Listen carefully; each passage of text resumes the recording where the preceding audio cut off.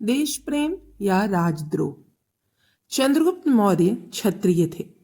प्रारंभ में यह जाति मोर पर्वत के आसपास रहती थी। चंद्रगुप्त राजा नंद के यहाँ एक साधारण सैनिक था, परंतु वह था अत्यंत शूर एवं धीर। उसमें देश प्रेम कूट कूट कर भरा था। अपने आसपास के लोगों में उसका बड़ा आदर था। उसके साथी उसको बड़ी श्रद्धा से देखते थे। उसने अस्त्र शस्त्रों के प्रयोग में बड़ी निपुणता प्राप्त कर ली थी। विशेषकर धनुष बाण और शूल में तो उसकी कोई भी बराबरी नहीं कर सकता था। उसके साथी उसके अचूक निशाने को देखकर उसे अर्जुन का अवतार कहते थे।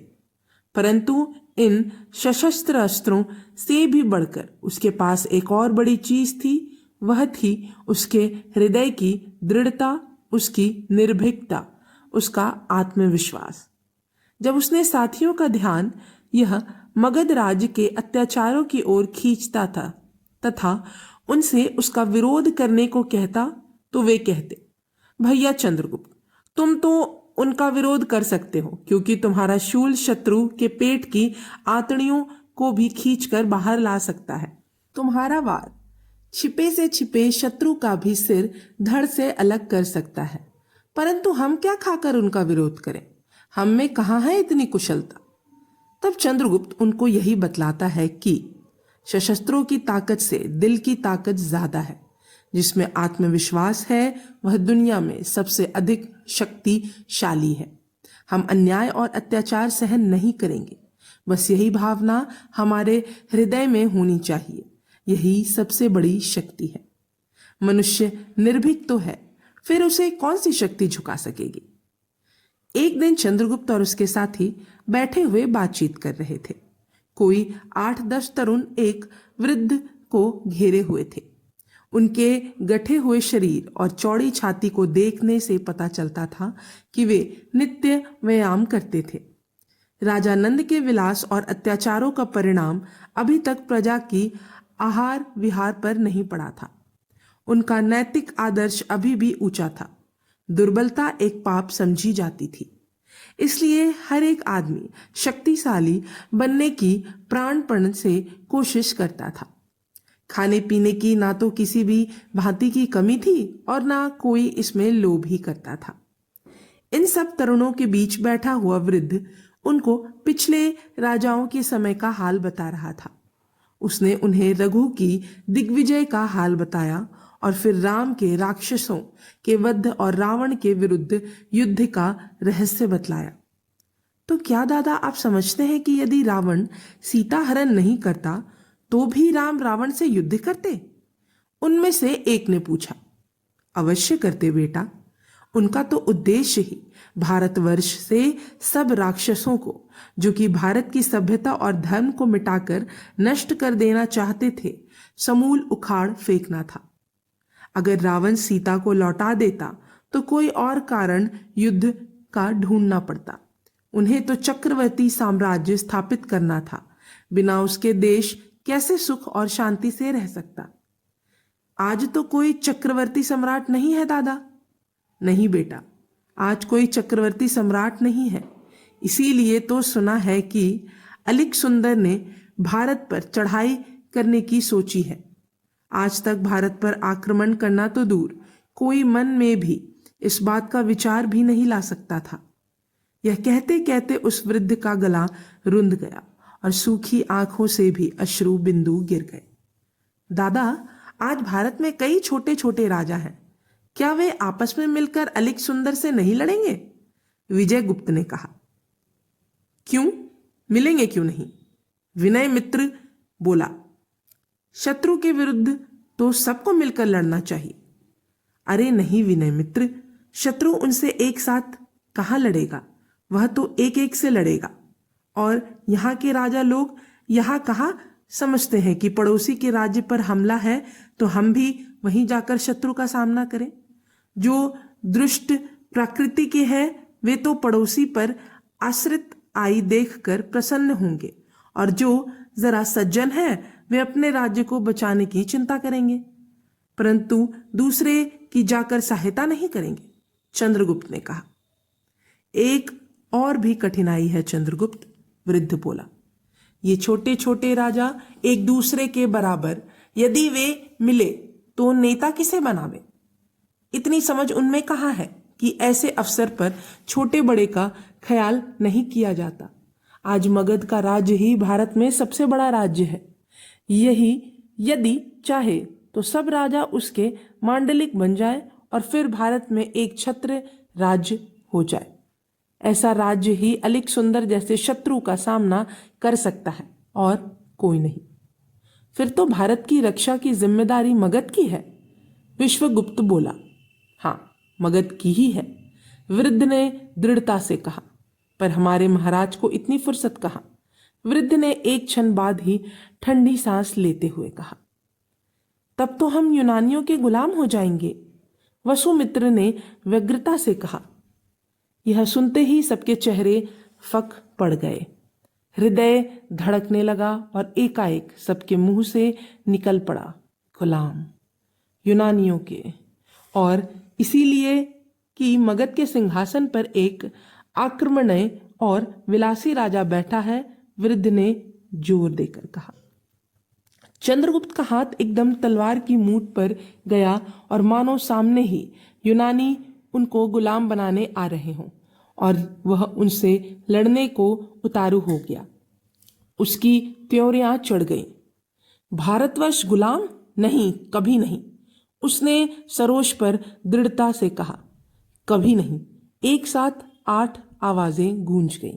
कभी नहीं, पर कैसे? वृद्ध ने स्मित हास्य के साथ पूछा।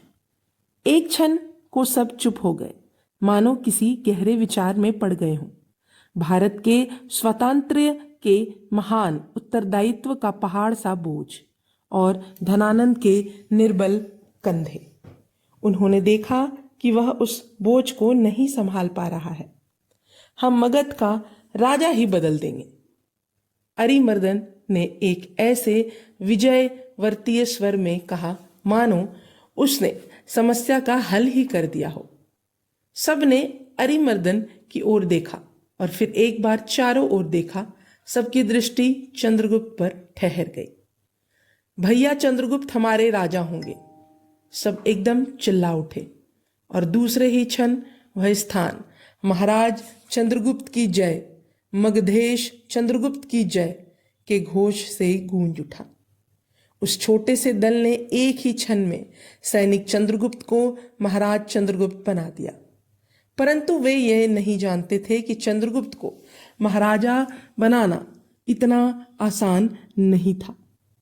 एकाएक अमात्य राक्षस अपने 4 सहचरों के साथ जब वहां आ धमका, तब उनको मालूम हुआ कि जयघोष के द्वारा अपने निश्चय ही डोंडी पीटना उनके जीवन की सबसे बड़ी भूल हुई। यह मगधेश चंद्रगुप्त कौन है सैनिकों?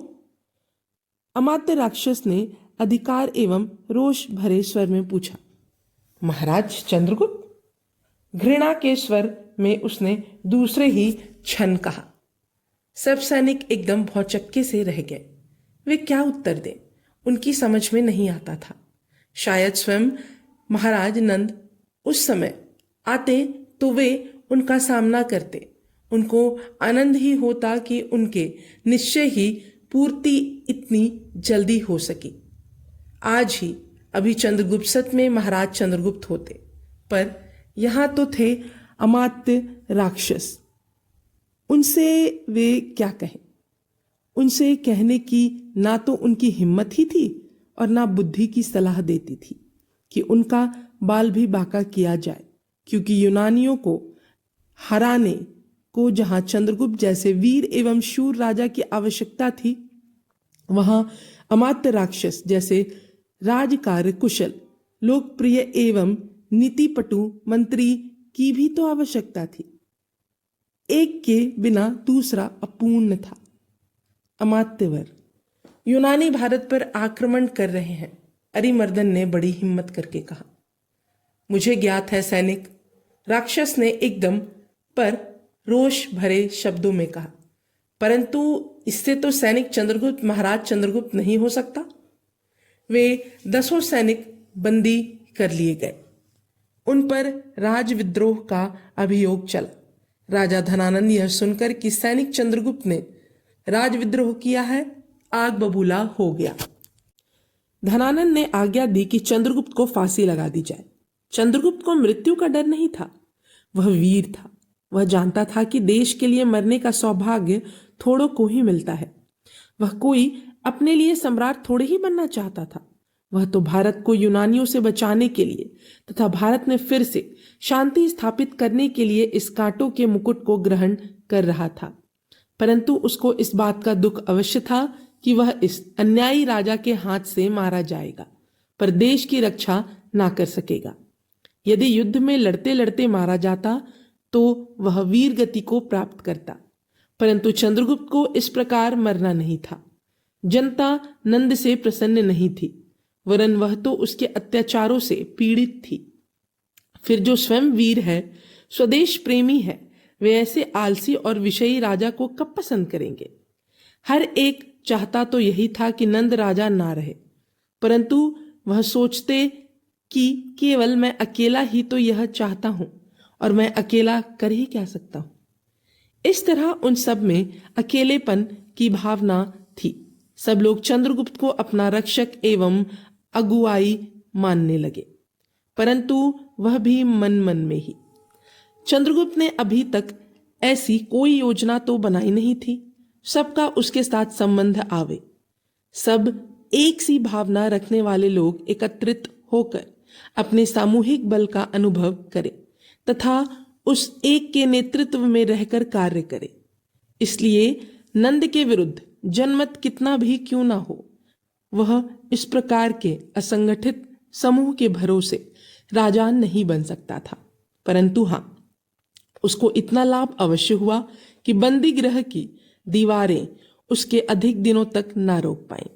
रात्रि के घने अंधकार में वह एक दिन भाग निकला।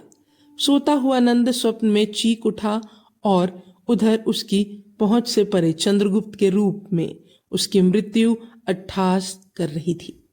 यह भाग यहीं समाप्त होता है।